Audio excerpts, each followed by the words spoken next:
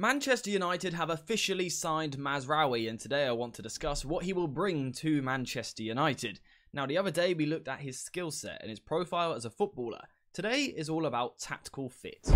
So we're going to go through this phase by phase through the pitch, starting off in the first phase, then the middle phase, and then the final phase as well, with a real focus on the in-possession side of the game. If you want an out-of-possession video at a later date, let me know in the comments. But we'll start off with the first phase, where Mazraoui is a problem solver, and he's very strong playing in the first phase. The reason for that is because technically, as we saw the other day, he is incredibly secure. He is very good with his first touch. He is excellent at getting the ball under control. He is extremely comfortable under pressure. He is happy to absorb pressure from the opposition before then looking to play forward.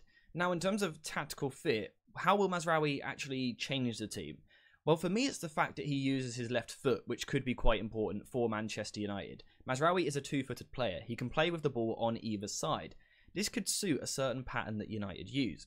This pattern is when United move the ball to one side of the pitch, to the fullback. What we will often then see is the near-side centre-back stepping forward into midfield. An example is Maguire against Copenhagen in the Champions League last season. Now, the reason that Mazraoui's weak foot could work quite nicely with this is because as he then turns round and comes backwards, naturally being able to play with his left foot could actually allow United to kind of take this game plan to the next level. Normally what we see is this player stepping into midfield more than anything to be a diversion, to move the opposition. Having a left-footed player, or a player that can use his left foot, on the right-hand side could actually start to open up the potential to now use this as an option to actually move the ball forward.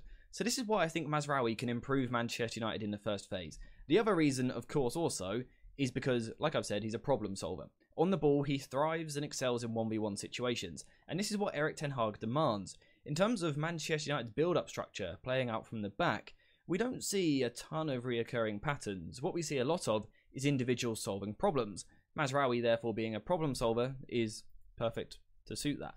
We saw an example of this actually against Manchester United in the Champions League last season. We can see Mazraoui has the ball and Garnacho is applying the pressure.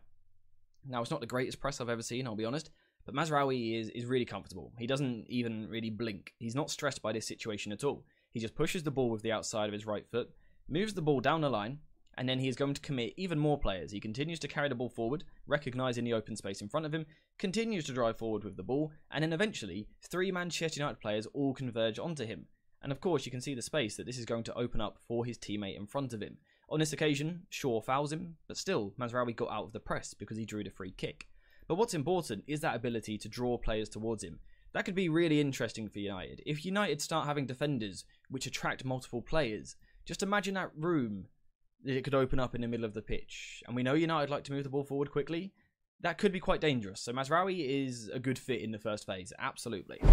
Now, in the second phase, what Mazraoui is going to bring to this side is something a little bit different to what we saw in the first phase. So in the first phase, he was a problem solver, someone who could take the ball on by himself and make things happen in the first phase. In the second phase, Mazraoui is the rotation expert, a player which can play almost any position in the middle of the pitch, which is really, really talented. It's really quite special. So, he can play wide on the right-hand side, and when he does this, you are going to get a certain few habits from him, which we'll discuss shortly.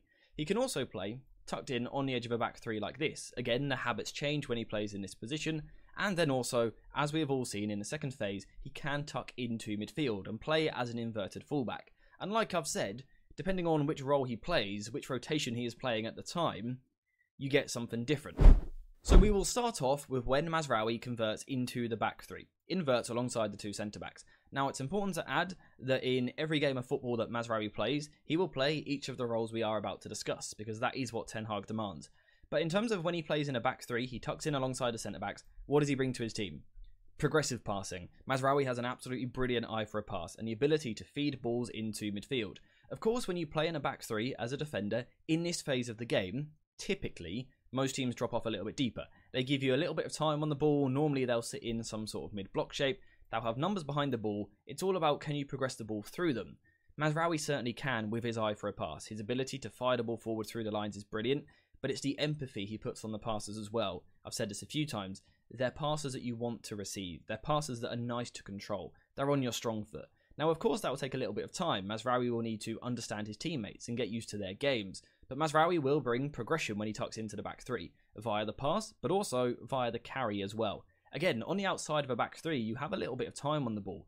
Mazraoui, with time on the ball, can be really dangerous, because we've seen already he can pass through the lines, but also he can carry the ball forward himself. He can step forward, and this is where he starts to commit players, because this guy has to come out to deal with him. Mazraoui can then release the ball into midfield, and United can play from there. So that's one way Mazraoui will work in the second phase. I just quickly wanted to interrupt the video there to give a shout out to today's video sponsor, jerseyfifa.com, the home of affordable football kits. If you use the link in the description down below, you will find yourself a website which has all of the newest releases, home shirts, away shirts, and actually even old classic shirts as well. And if you don't actually want to wear the shirt yourself, I've heard they make a pretty good background display as well. So if you want to get yourself a shirt, use the link in the description and use code JerseyFIFA for 10% off your order. Go check it out. Another option in the second phase is for Mazraoui to invert into midfield, where his skill set is a little bit different and he brings something slightly different to the side. So rather than being all about progressive work, we are now looking at retention work. And that's exactly what United need in these areas. You see, when you play in the midfield as opposed to the back three, you are under much more pressure on the ball. You don't have as much time to get your head up and fire a ball forward. It's more about operating in tight spaces, circulating the ball and keeping the ball for your side. Mazraoui is perfect for this, for a few different reasons. First of all, again, we saw it in the video the other day, technical security. Really good at controlling the ball under pressure. He's happy to absorb pressure before releasing the ball. That's exactly what United need. Again, the fact that he is two-footed will be really useful. Sometimes when you see an inverted fullback come inside, they get a little bit stuck because they come inside, but then actually want to get the ball back the way they just came from. Mazraoui can absolutely do that. He can find Ahmad with great regularity, but he can use the ball on his left foot as well and move the ball to the other side, and this will help United have a greater balance on the ball. The other important thing, though, is Mazraoui's understanding of when to slow the game down. This is an area where Dalot struggles a little bit at times, purely because Dalot likes to get the ball forward quite quickly. He's not a player who plays a lot of sideways passing. He doesn't want to just kind of keep it ticking. He wants to be aggressive. He wants to move it forward, which is perfectly fine for some matches. Some matches, though, you need a slightly slower tempo. Mazraoui will bring that in a way that Dalot can't, and certainly Wan-Bissaka can't from this inverted position. So again, Mazraoui ticks this box. And then the other option is for Mazraoui to play actually as a proper right back, actually playing on the right-hand side of the pitch, where again, in the second phase, he brings something a little bit different. What Mazraoui looks to do in these areas is take on responsibility of progressing the ball himself, not via the pass, not via the carry, but dribbling, actually physically taking players on, looking to drop a shoulder, throw in a bit of skill, and actually beat his man. You see this from him a lot in wide areas. He will appear slow and kind of lethargic on the ball, nonchalant on the ball if you like, waiting for the player to come towards him, and then at the last second he's going to speed it up. He's going to flick the switch and he's quickly going to move forward with the ball, stepping into these positions. Now importantly, he can step outside or he can step inside. Again, he can go both ways. United will need this. The other thing he does, though, is offers a slightly more expansive passing range. We've already seen his progressive passing and his retention passing. From a wide position, he can be a bit more aggressive. He can clip the ball over the top into the channel for someone like Ahmad to run onto, or perhaps for Rasmus Højlund to run onto. He's more than capable of doing that. But let's say we take Højlund out of the team and Xerxes comes in instead, and he wants the ball into feet or into his chest. Mazraoui is also very capable of that. Again, clipping passes up into his forward. Again, you can see Mazraoui brings something different to the team depending on what role he plays in the system.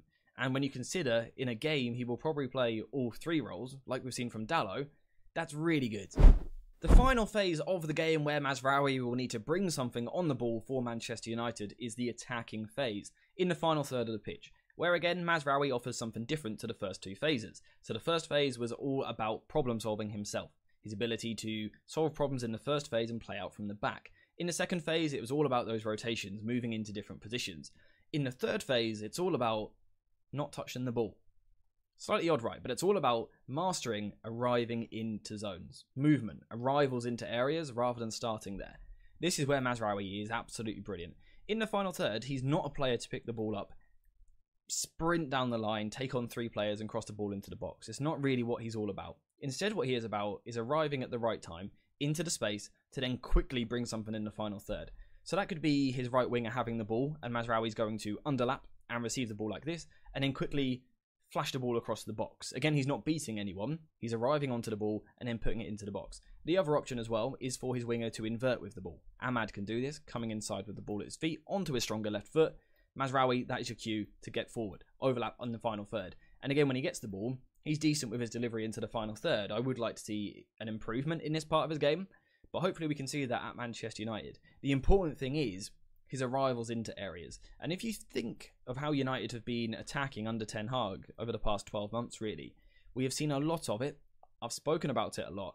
Building down one side of the pitch, drawing the opposition over, and then moving the ball quickly to the other side into a 1 versus 1 situation, which then becomes a 2 versus 1 or a 2 versus 2, depending on how the opposition work. United absolutely love doing this. We saw it the other day against Arsenal in pre-season. We've covered this already. Mount has the ball in midfield. We've got Ahmad on the right wing who picks the ball up and is initially 1 versus 1. But that quickly changes because Aaron Wan-Bissaka is willing to get forward to provide the support.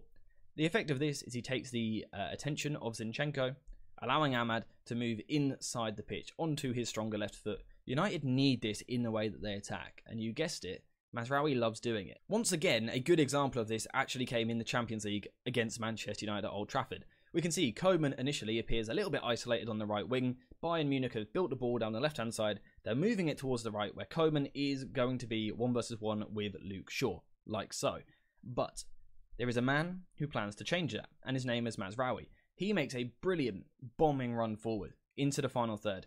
And again, he's going to take the attention of Luke Shaw, but this time actually also receive the ball himself as well. This is really effective. If he was starting in this position, United would have known how to deal with it. You stand off, you mark the space. When someone arrives into the space like this, rather than starting there, it's really difficult to deal with because they've got the momentum of the run that they are making. It's impossible to accelerate as fast as them. So Mazraoui doesn't have to be the quickest player in the world. His movement really causes a lot of problems in the final third, and it allows him to get into positions like this. This is a very similar run to what we just saw Aaron Wan-Bissaka making. Mazraoui gets into the final third. Again, the final delivery wasn't quite up to scratch, but you can see how dangerous this can be, and you can see how dangerous Mazraoui can be. He can bring a lot to this team, which Dalot brings also. They are quite similar players in a lot of ways. Wan-Bissaka and Dalot were complete contrasts, so if Dalot got injured or needed to be rested, the whole tactical idea from United had to change when Wan-Bissaka came into the team. With Dalot and Mazraoui, you have two very similar profiles. A lot of people see that as a negative. Personally, I see it as a positive, I believe, because it means you can change the team, tinker slightly, but the tactical idea is still the same. And I actually think if Mazraoui stays fit, I think he displaces Dalot from this side. It's a big if regarding his fitness because he is unreliable. But I think tactically, he could actually be a little bit better than Dalot for this United team, which is very exciting because we all saw how good Dalot was last season. So that's why I'm so excited about this deal. I think Mazraoui is a very good signing. It's a bit more expensive than I would have liked, and I am definitely concerned about injuries. But if he can get on the pitch, he could be really good on the ball. And you've just seen all the reasons why. We saw the profile the other day, the tactical fit today. So yeah, those are my thoughts on Mazraoui. Let me know yours in the comments down below. But apart from that, we are finished for today. So thank you guys for watching. I hope you have enjoyed it. And as always, I'll see you in the next one.